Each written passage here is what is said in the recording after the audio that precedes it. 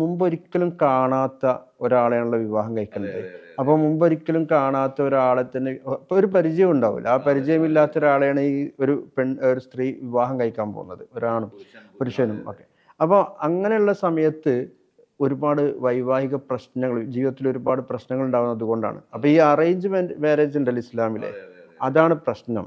അതിലേറെ നല്ലത് living together അല്ലെങ്കിൽ ലവ് മാരേജ്, ഇതൊക്കെയാണ് ഏറ്റവും നല്ലത്. അറിഞ്ഞ് വിവാഹം കഴിക്കുക എന്നുള്ളതാണ് ഏറ്റവും നല്ലത്. എന്തുകൊണ്ട് ഇസ്ലാം അത് അനുവദിക്കാത്തത് എന്നുള്ളത്? ഇസ്ലാം അത് അനുവദിച്ചിട്ട് ഉണ്ട് എന്ന് മാത്രമല്ല, ഏത് ലിവിങ് ടുഗദർ അനുവദിച്ചിട്ടില്ല, പക്ഷേ അറിയുക, മനസ്സിലാക്കുക എന്നതിന് വളരെ ഊന്നൽ നൽകിയിട്ടുണ്ട്.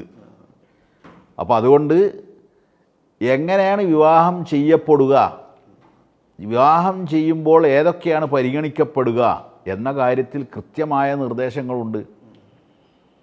പുരുഷന്മാരെ സംബന്ധിച്ച് പറയുന്നുണ്ട്, മാതാപിതാക്കളോട് അല്ലെങ്കിൽ പ്രത്യേകിച്ച് രക്ഷിതാക്കളോട്, പേരൻസിനോട്, ഇൻ ജാഅക്കും മൻ തർദൗന ദീനഹു വഖുലുഖഹു ഫസവ്വിജൂഹു. നിങ്ങളുടെ അടുത്തൊരു വിവാഹാലോചനയുമായി ഒരു ചെറുപ്പക്കാരൻ വന്നു.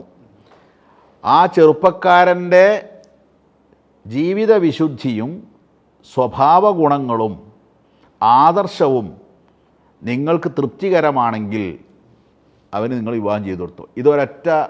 ഒറ്റ നോട്ടത്തിൽ മനസ്സിലാവുന്ന കാര്യമല്ലല്ലോ, വളരെ കൃത്യമായ നിർദ്ദേശമാണ്. അന്വേഷണം അതുപോലെ അതൊക്കെ സ്ത്രീയെ സംബന്ധിച്ചും പറയുന്നുണ്ട്, പല കാര്യങ്ങൾ പരിഗണിക്കപ്പെടും വിവാഹത്തിൽ. അപ്പോൾ നിങ്ങളവിടെ ആദർശമാണ് പരിഗണിക്കപ്പെടേണ്ടത് എന്ന് പറയുന്നുണ്ട്. പണ്ഡിതന്മാരതിനെ വിശദീകരിച്ചിട്ടുണ്ട്.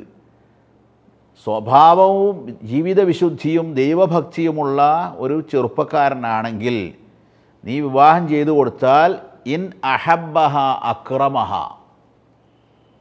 അവൻ അവളെ ഇഷ്ടപ്പെടുന്ന കാലത്തോളം അവൾക്ക് ആദരവ് നൽകും. വ ഇൻ കരിഹഹ ലാ യദ്ലിമുഹ, ഇനി അവൻ അവളെ വെറുക്കുന്ന ഒരവസരം വന്ന് നിൽക്കുക, അപ്പോൾ പോലും ഒരിക്കലും അനീതി ചെയ്യൂല, അവളോട് അനീതി ചെയ്യൂല. പിന്നെ നോക്കണമെന്ന് പറയുന്നുണ്ട്, ഭാര്യാഭർത്താക്കന്മാർ പരസ്പരം കാണാനുള്ള സംവിധാനം, അതിനുള്ള സൗകര്യം ചെയ്യണമെന്നുണ്ട്. വിവാഹം ചെയ്തു വന്ന ഒരു സഹാബിയോട് നബി സല്ലല്ലാഹു അലൈഹി വസല്ലമ ആദ്യത്തെ ചോദ്യം തന്നെ, ഹൽ നദർത ഇലൈഹ, വിവാഹം ചെയ്യാനൊക്കെ തീരുമാനമൊക്കെ ആയിട്ട് വന്നതാ, ഞാനിങ്ങനെ വിവാഹം ചെയ്യാൻ തീരുമാനിച്ചു റസൂലേ, നീ കണ്ടോ?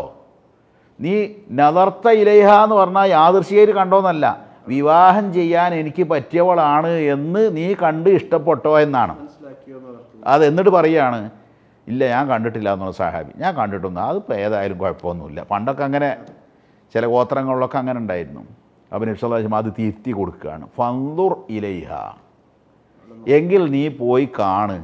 എന്നിട്ട് പറയുന്ന വെക്കണം, ഫഇന്നഹു അഹ്റാ അൻ യുഅ്ദമ ബൈനകുമാ, നിങ്ങളുടെ ദാമ്പത്യ ജീവിതത്തിന് നൈരന്തര്യം അതിനെ ആശ്രയിച്ചാണ്, അത് കാലാകാലവും നിലനിൽക്കാൻ അതാവശ്യമാണ്. അതുകൊണ്ട് നീ പോയി കണ്ട് മനസ്സിന് തൃപ്തിപ്പെടട്ടെ, പരസ്പരം സംസാരിച്ച് കാര്യങ്ങളൊക്കെ കണ്ട് ഇഷ്ടപ്പെട്ട്, അതാണ് ഇസ്ലാമിന്. അപ്പോൾ അവിടെ ഇതിനേക്കാൾ നല്ല ഒരു സൊല്യൂഷൻ ഈ വിഷയത്തിലൊന്നും ആർക്കും സമർപ്പിക്കാൻ കഴിയുന്നതൊന്നുമില്ല.